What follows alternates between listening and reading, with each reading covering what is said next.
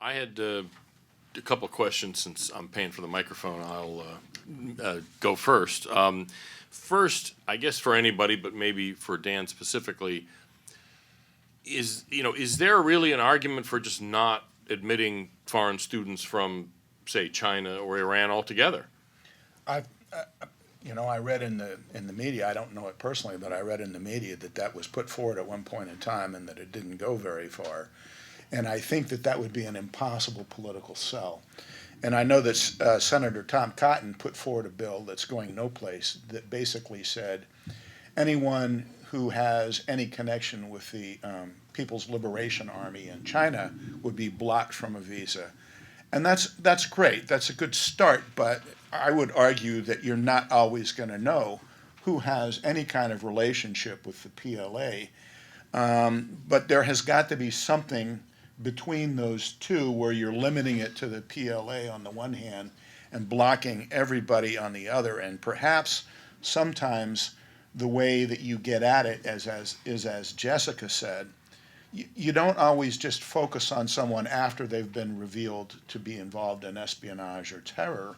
If you have a decent compliance program, you start putting the fear of God into people who might otherwise be occasional opportunists and be thinking about engaging in theft of intellectual property or secrets or whatever.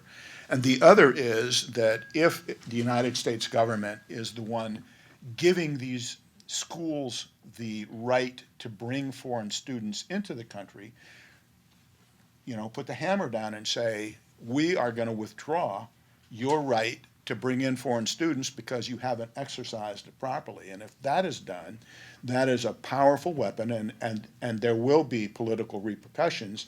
Imagine doing that with a prestigious university. But if it's not done, then the status quo remains, and that is completely unacceptable. Essentially suspending their driver's license, kind of, is what that Well, it's the amounts to. same approaches we take with worksite enforcement, where, you may get banged for a paperwork violation, like if it's a school that's, just not keeping track of students, or there are also the schools whose business model is just to, issue I-20s so that people can come as foreign students and have maybe we find some, but I do think we need to look at revoking their authority to issue I-20s or shutting down their ability to, for instance, operate an exchange program. My other question was for David, and because the optional practical training program, supposedly the student visa program, is probably, I'm not sure the numbers are right, but I think is the largest foreign worker program we have. Are there any Labor Department assessments of prevailing wages, any of that sort of thing, that we have in the other foreign worker programs? As, nominal and ineffective as that might be, the OPT program doesn't really have any of that, does it? No, it does not. It also has an advantage over some of the other foreign worker programs in that the OPT alumni can move around the labor market without worrying about losing their visa. Now, if you're an H-1B worker, the workers who are typically college graduates, you are tied to an employer, and maybe if you handle the paperwork correctly, you can move from one employer to another, but it's awkward. And the employer can always say, hey, if you don't behave, I'm not going to renew your visa, and then you'll have to go back to wherever you came from. There is no such power in the OPT program. Now, as far as the numbers are concerned, in one sense, the OPT program is probably the largest in terms of newcomers in a given year. The H-1B program is larger in terms of people with that status who are in this country. Because it's good for a longer number of years. Longer for a number of years and can be extended. Right. So I hope that answers your question. Thank you. Any questions? Wait for the microphone. Couple of dozen here, but I will limit myself. I'm Peggy Orchowski, and I'm the congressional correspondent for the Hispanic Outlook. And I've written a lot about foreign students as an impediment to Latinos, especially going into the STEM fields. The competition is well, I'll tell you more about it later. But I have a couple of questions about OPT. That what visas do they have, and what visa do they have? Is it extension of the F, or is it a special Yes. visa? Yeah. And is it marked? Do the employers know they're on an OPT, and what kind of time limit is there? And there's several other questions I have, but I'm also wondering if you guys have studied how many Dreamers and DACA came in as foreign students, especially in the elementary schools. I have interviewed DACA Dreamers who came in as foreign students. It's an incredible incentive to overstay the visa, apply for Dreamer status, and now that Schumer has increased the Dreamer qualifications to 18, that we're going to probably see more of this. And of course, they lie. How do you answer the question that this is the best and the brightest in the world? Where I think there's some argument that especially in China, a lot of students are the richest in the world, but maybe not the best and brightest. Many of them couldn't get into schools in their home countries. Let me answer two of your questions, if I may. The overlap between DACA and that's the deferred admission for childhood arrivals. Action. Deferred action. Thank you. Exactly. That's largely a program that deals with people from Mexico and to some extent Central America. The OPT people are largely from China and India and elsewhere. There isn't much of an overlap between those two programs. I hear there's I mean, I'm sure there are some. Asians. Hmm? I understand there's a huge increase in DACA. Almost 30% are Asians, and many of them were born. I can't respond to that. I know that the majority is from Mexico.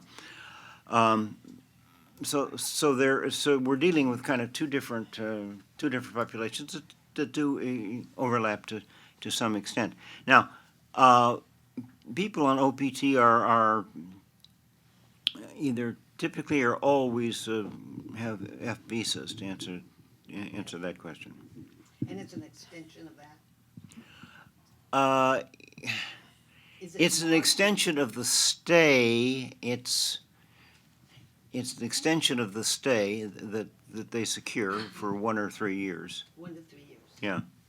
And for purposes of the employer, they have an employment authorization document, a work Yes. permit, They and that's do. what they present as Yeah. their authority to work. Right. Yes. The employer knows it's not an H-1B, but what do they think it is? Well, What do they care? It says they're authorized to work. they're all Well, they yeah. get the discount, of course, so they. Yeah. Yeah. No, they know. They know.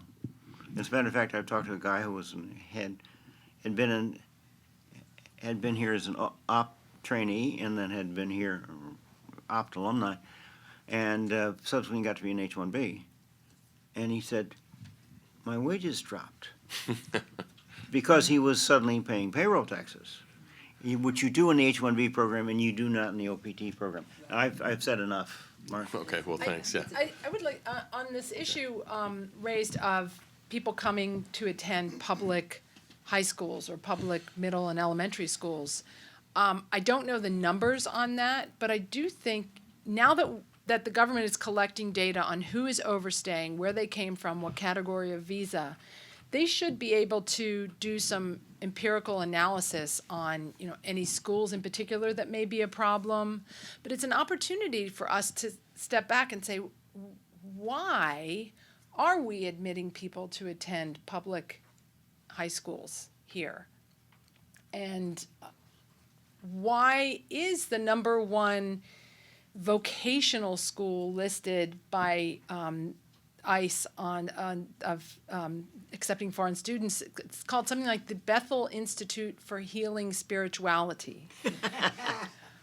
And why are we giving out student visas for people to attend community colleges Exactly. and vocational programs? It's one thing if there does not exist that sort of education in their home countries, you can maybe make a case for it. But I don't think that kind of evaluation has been done on our programs and needs to be rethought. And that's kind of part of the point of this effort is that nobody's really given much thought to the foreign student program at all. I mean, it's just, it's sort of been It's a sacred run, cow. it's been run by the stakeholders in effect, and it just goes on automatic pilot. Can I make one One more question, yeah, go ahead. I've tried to get some grants. Well, here, get the mic so that here. I've tried to get some investigative grants, and I just go nowhere. They are not interested. They're Right. the most untouchable of all Well, immigrants. right. The one argument that kind of gets the liberals, if you want to say, is vast numbers of foreign students, unlimited number of foreign students, does keep the tuition high. That enables the tuition to remain high, which is more and more a threat to middle-class American students. So that's the one argument where they might see it's a threat. And I mean, it has to crowd out some American students. I mean, there's not an infinite number of Right. seats in any university, so there's literally no way it couldn't crowd out people. So, and so anyway, that's kind of the point is there's benefits to it, but there's also costs, and nobody, and it's a pure good, and that there's no downside, and it's just not true. My sense, my strong belief, and this is based on some exposure to and involvement with the student exchange visitor program not that long ago, but after I had left government myself and was working as a contractor, a Beltway bandit, is that the SEVP has been co-opted. They have been co-opted by academia. They act as an outreach into ICE rather than as an arm of ICE into academia. And the problem is, at least to people like us, very, very evident by the numbers of diploma mills, by the number of overstays, by the crowding out of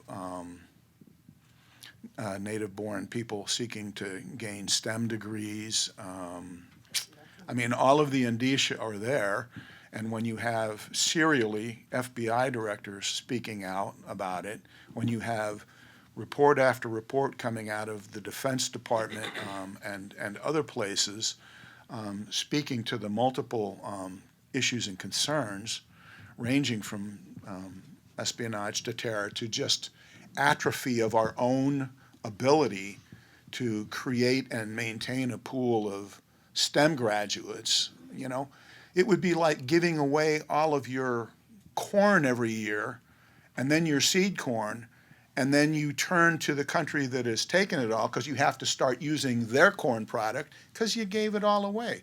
That's what we are doing with STEM. We are giving other countries our intellectual capacity by withering away the ability to bring people into these science, technology, engineering, and mathematics programs, and then inculcating them into industry or the government. And just to repeat for people, SEVP is the arm within ICE that actually regulates this whole foreign student program, and yet essentially what they call this is regulatory capture. The people being regulated by the government agency are the ones who are essentially running the government agency that regulates them. Was And there another? ironically, it was set up after 9/11 so that we could keep track of foreign students who might be a threat. Was there another question? Yeah, I have a big picture kind of question. The notion of foreign students is partly, look, people come to America and they'll have an experience in the United States that will make them better predisposed and help them understand us. But doesn't the reverse happen for a very obvious reason? Look, just take someone like Sayyid Qutb, who's one of the founders of the Muslim Brotherhood in Egypt. He spent time in the United States in the 40s and 50s, and he seethed with hatred, maybe partly as a result of his visit here. Or we all know of Khalid Sheikh Mohammed, who's the mastermind of 9/11. He has a degree from a state school in North Carolina. It's pretty clear that his experience in the United States radicalized him. There's some evidence that at various points, maybe a quarter, a third, or half of the people held at Guantanamo had been former foreign students in the United States. That's how we were able to identify them and as risks and put them there. So maybe these people did something at American universities that maybe American students might not do as much. They actually listen to their professors. And that is that it's not a place, American universities, let's put it this way, is not a place where you'd learn sort of positive aspects of American society and culture. You might tend to get the more harsh critiques, shall we say, of American society, and these students might be internalizing that. In other words, maybe the foreign student program is not a very good idea if we want people to like us, because we're putting them in a place where a very large fraction of the people who run it don't like the United States very much. And frankly, this was the case even before the current, sort of takeover of America hatred in the universities. I mean, Syed Qutb was here in the, what, was it the 30s or something? 40s. He went to, there's this really evocative scene where he wrote about a barn dance in Greeley, Colorado, a barn dance in the 40s in Greeley, Colorado, and he was repulsed by the licentious and promiscuous nature of a church barn dance in Greeley, Colorado. So even before the anti-Americanism that now is basically prevalent in all universities happened, that had that effect to some degree. In fact, I was a foreign student in the Soviet Union, and the third world students I knew, non-Armenian, I was Armenian in Armenia, but there were non-Armenian students from the third world.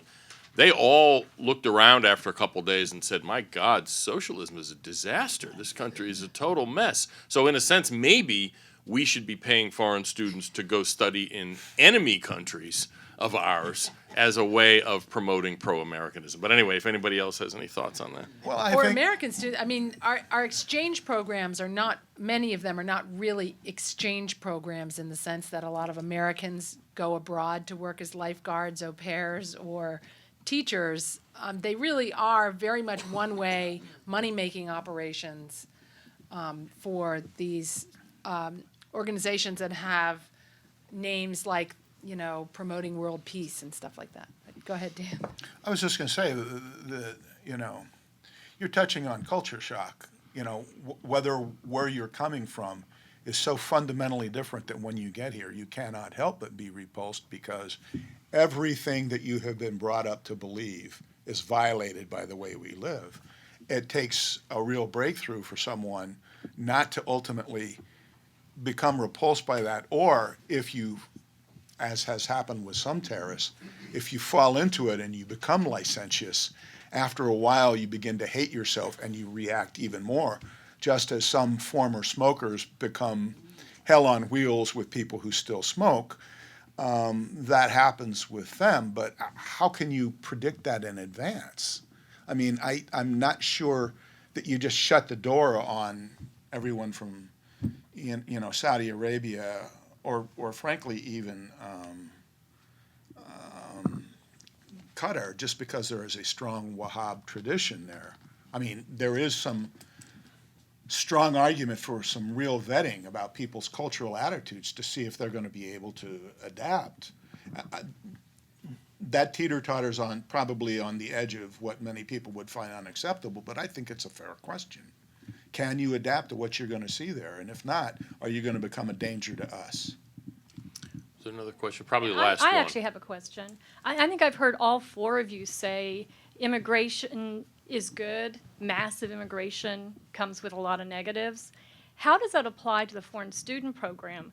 Because we have the work OPT coming in competing, the numbers are very big, but also on campus, you've got students who no longer assimilate. I mean, I know of someone who said they were in an engineering class and a Chinese student asked a question in Chinese. The Chinese professor answered it in Chinese. What about all the American students paying tuition sitting there? I also know somebody who came over here, a Chinese student who came to go to university whose English was quite good. By the time he graduated university, his English was not very good. Because the numbers are so big, they're not actually even learning about our culture or our students or making friends within the American community. What do you think about the numbers and decreasing the numbers? How low do you need to go? Well, I think part of that issue is not an overall numbers, in other words, how many foreign students are in the country, but what percentage of any individual institution's student body are foreign students. So I think you need to think about, should there be a cap overall on the numbers? There isn't now, it's unlimited. And should there be a cap on on what share of the students that a particular university admits that we give I-20 forms and allow them to bring in foreign students? Because I think NYU has the largest percentage of foreign students. It's like over a quarter of the entire student body, They have the or at largest least of a number. big I don't- school. They have the largest Oh, number. maybe, I'm not sure okay. if it's the largest. Now, there are actually smaller schools. David has written about some of these sort of fly-by-night schools, the visa mills, where almost everybody is a foreign student. And that's just a, that's just a way of getting a visa or getting a work permit. It has nothing really to do with education or familiarizing themselves with the United States. We need to wrap up. I think all our speakers here are happy to be accosted afterwards, if you would, if you're so inclined. The reports that everybody's talked about are on our website at cis.org, and hope to see you at our next event. Thank you.